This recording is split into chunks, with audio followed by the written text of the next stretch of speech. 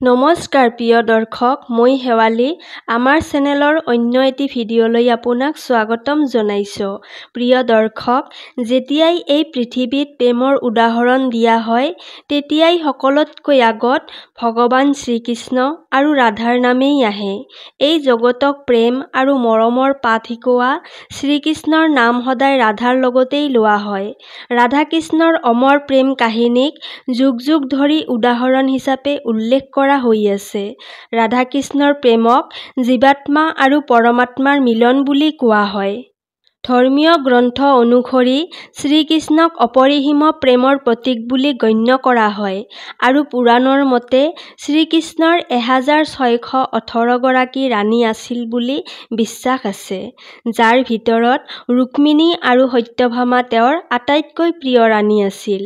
ইয়াৰ উপৰিও এইটো কোৱা হয় যে শৈশৱ কালত শ্ৰীকৃষ্ণই গোকুলত গোপীসকলৰ সৈতে ৰাসলীলা কৰিছিল, যাৰ কাহিনীবোৰ আজিও অতি বিখ্যাত। প্ৰিয় দৰ্শক, সকলোকে প্ৰেমৰ শিক্ষা দিয়া শ্ৰীকৃষ্ণৰ নাম আজিও কেৱল আৰু কেৱল ৰাধা-ৰাণীৰ লগতহে লোৱা হয়। আপুনি যেতিয়াই কৃষ্ণ ভক্তক দেখিছে, তেতিয়া নিশ্চয় লক্ষ্য কৰিছে যে তেওঁলোকে সদায় ৰাধেশ্যাম নামৰ জপ কৰে। এই পৃথিৱীত যেতিয়াই ৰাধা আৰু কৃষ্ণৰ প্ৰেমৰ কথা কোৱা হয়, তেতিয়াই সকলোৰে মনত এই প্ৰশ্নটো প্ৰায় উত্থাপন হয় যে যেতিয়া শ্ৰীকৃষ্ণ আৰু ৰাধা-ৰাণীৰ মাজত ইমান অত্যাধিক প্ৰেম আছিল, তেতিয়াহ'লে এই দুয়োজনে ইজনে সিজনক কিয় বিয়া কৰোৱা নাছিল? প্ৰিয় দৰ্শক, যদি আপোনালোকেও জানিব বিচাৰে কি কাৰণত শ্ৰীকৃষ্ণ আৰু ৰাধা-ৰাণীৰ বিবাহ হ'ব নোৱাৰিলে, তেতিয়াহ'লে আমাৰ লগত থাকি ভিডিঅ'টো শেষলৈকে চাওক। প্ৰিয় দৰ্শক, পদ্ম পুৰাণৰ মতে ৰাধা-ৰাণী কৃষ্ণ-ভানু নামৰ এজন বালিৰ কন্যা আছিল আৰু যমুনা নদীৰ কাষত ৰাৱল নামৰ এখন গাঁৱত তাইৰ জন্ম হৈছিল। কিছু সময়ৰ পিছত ৰাধা-ৰাণীৰ দেউতাক বালি আহি বৰচনাত বসতি স্থাপন কৰিলে, কিন্তু আনফালে একাংশ পণ্ডিতৰ মতে ৰাধা-ৰাণীৰ জন্ম বৰচনা গাঁৱতেই হৈছিল। ইয়াৰ লগতে ব্ৰহ্মবৈৱৰ্ত পুৰাণৰ মতে কোৱা হৈছে যে ৰাধা-ৰাণী শ্ৰীকৃষ্ণতকৈ 11.5 মাহ ডাঙৰ আছিল। কৃষ্ণতকৈ আগত ৰাধাৰ জন্ম হৈছিল, কিন্তু ভগৱান শ্ৰীকৃষ্ণৰ দৰ্শন নোহোৱা পৰ্যন্ত তাই চকু মুদি ৰাখিছিল। প্ৰিয় দৰ্শক, শ্ৰীকৃষ্ণই যেতিয়া বাঁহী বজাইছিল, তেতিয়া ৰাধা-ৰাণীয়ে তেওঁৰ বাঁহীৰ মাত শুনি পাগল হৈ পৰিছিল আৰু আনন্দত মতলীয়া হৈ নাচিবলৈ আৰম্ভ কৰিছিল। মান্যতা অনুসৰি যেতিয়া ৰাধা আৰু কৃষ্ণ শৈশৱ কালত লগ হৈছিল, তেতিয়া তেওঁলোকে ইজনে সিজনৰ প্ৰতি থকা প্ৰেমৰ কথা উপলব্ধি কৰিব পাৰিছিল। শ্ৰীকৃষ্ণই ৰাধাক ভাল পাবলৈ ধৰিলে, দুয়োজনে ইজনে সিজনক বিয়াও কৰিব বিচাৰিছিল। যেতিয়া এই কথা ৰাধাৰ পৰিয়ালে গম পালে, তেতিয়া তেওঁলোকে ৰাধাক ঘৰৰ ভিতৰত আবদ্ধ কৰি ৰাখিলে। তেওঁলোকে ৰাধা-কৃষ্ণৰ বিবাহৰ বিৰুদ্ধেই আছিল, কাৰণ ৰাধাৰ বিয়া আন ঠাইত অইন কোনোবাৰ লগত ঠিক হৈ আছিল। কিন্তু যেতিয়া শ্ৰীকৃষ্ণই গম পালে যে ৰাধাৰ পৰিয়ালে ৰাধাক ঘৰৰ পৰা ওলাই যাবলৈ বাধা দিছে, তেতিয়া তেওঁ এই কথাটো মাতৃ যশোদাক ক'লে আৰু তেওঁ ৰাধাক বিয়া কৰাবলৈ জোৰ দিবলৈ ধৰিলে। কিন্তু বহুত চেষ্টা কৰিও শ্ৰীকৃষ্ণই মাতৃ যশোদাক মান্তি কৰাব নোৱাৰিলে আৰু মাতৃ যশোদাই শ্ৰীকৃষ্ণক এইটো কৈ আওকাণ কৰি দিলে যে এফালে ৰাধা শ্ৰীকৃষ্ণৰ তুলনাত ডাঙৰ আৰু আনফালে তাইৰ বিয়া ইতিমধ্যে ঠিক হৈ গৈছে। যেতিয়া মাতৃ যশোদাই নন্দ মহাৰাজক এই কথাটো কয়, তেতিয়া নন্দ মহাৰাজেও শ্ৰীকৃষ্ণক বহুত বুজাবলৈ চেষ্টা কৰিছিল আৰু ৰাধাক বিয়া নকৰিবলৈ পৰামৰ্শ দিছিল। ইমান বুজোৱাৰ পিছতো শ্ৰীকৃষ্ণই ৰাধাক বিয়া কৰোৱাৰ জিদ এৰা নাছিল। তেতিয়া মাতৃ যশোদা আৰু নন্দ মহাৰাজে শ্ৰীকৃষ্ণক আৰ্চি গাৰ্গলৈ লৈ গৈছিল। গড়ক ৰাখিয়ে কৃষ্ণক বুজাই দিলে যে আপুনি এটা বিশেষ উদ্দেশ্যত জন্ম লৈছে। ভৱিষ্যবাণী কৰা হৈছে যে আপুনি ৰক্ষাকৰ্তা আৰু আপুনি এই জগতত ধৰ্ম প্ৰতিষ্ঠা কৰিব। তুমি এই গোৱালিনীক বিয়া পাতিব নালাগে, তোমাৰ এটা নিৰ্দিষ্ট লক্ষ্য আছে।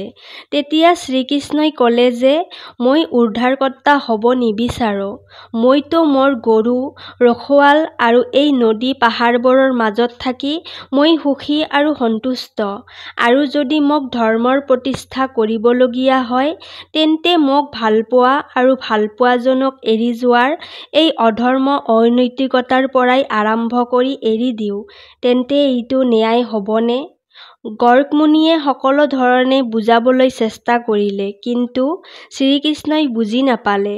তেতিয়া ঋষি গাৰ্গে তেওঁক একান্তভাৱে এটা গোপন কথা ক'লে যে তুমি যশোদা আৰু নন্দৰ পুত্ৰ নহয়, তুমি দৈৱকী আৰু বাসুদেৱৰ পুত্ৰ, আৰু তোমাৰ মা-দেউতাক কংসই কাৰাগাৰত বন্দী কৰি থৈছে।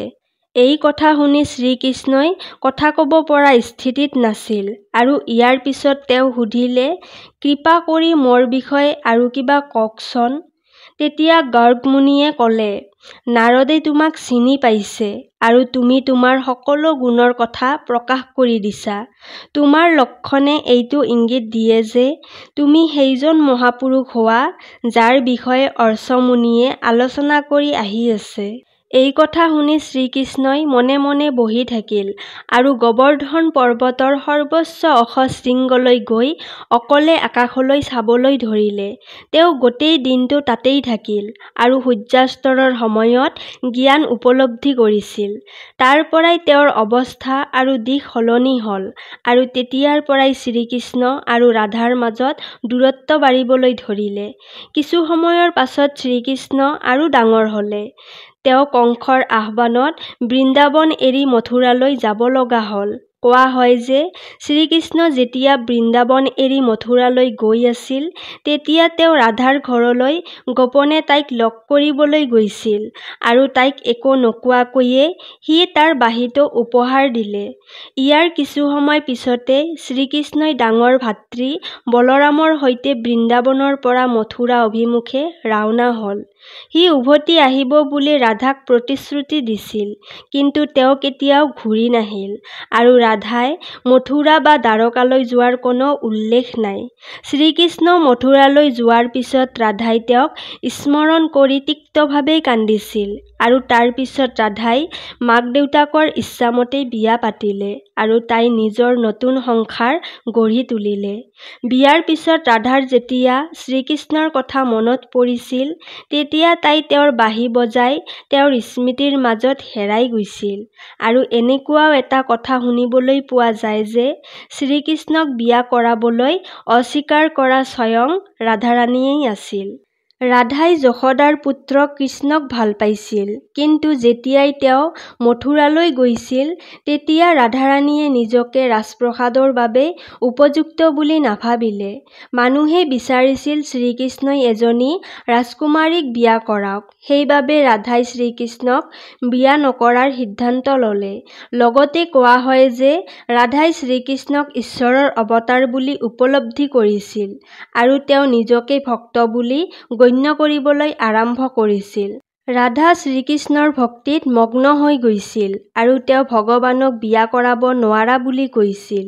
এটা কাৰণ এইটোও কোৱা হয় যে শ্ৰীকৃষ্ণই ৰাধাক কিয় বিয়া পতা নাছিল। মানুহক প্ৰেমৰ প্ৰকৃত সংজ্ঞাৰ সৈতে পৰিচিত কৰাই দিবৰ বাবেহে সিহঁতে এজনে আনজনক ভাল পাইছিল। কোৱা হয় যে এবাৰ ৰাধাৰাণীয়ে শ্ৰীকৃষ্ণক সুধিলে যে তেওঁ তাইক কিয় বিয়া পাতিব বিচৰা নাই। এই বিষয়ে শ্ৰীকৃষ্ণই ক'লে, কোনোবাই তেওঁৰ আত্মাক বিয়া কৰায় নেকি? কৃষ্ণই ৰাধাক নিজৰ পৰা পৃথক বুলি নাভাবি নিজৰ অস্তিত্ব বুলি গণ্য কৰিছিল। তেওঁ মানুহক এইটো শিক্ষা দিব বিচাৰিছিল যে প্ৰেম কোনো শাৰীৰিক সম্পৰ্ক নহয়, প্ৰেম কেৱল আধ্যাত্মিক প্ৰকৃতি। প্ৰেম আৰু বিবাহৰ ইটোৱে সিটোৰ পৰা পৃথক নহয়, ঠিক যেনেকৈ ৰাধা-কৃষ্ণ বিয়া নোহোৱাকৈও যুগ যুগ ধৰি একেলগেই আছে। য'তেই কৃষ্ণৰ নাম আছে, তাতেই ৰাধাক নিশ্চিতভাৱে স্মৰণ কৰা হয়। শ্ৰীকৃষ্ণ আৰু ৰাধাৰ বিয়া নোহোৱাৰ আন এক জনপ্ৰিয় কাৰণ আছে। ব্ৰহ্মবৈৱৰ্ত পুৰাণৰ মতে শ্ৰীকৃষ্ণৰ প্ৰিয় প্ৰিয় ৰাধাই তেওঁৰ লগত গোলকত বসবাস কৰিছিল।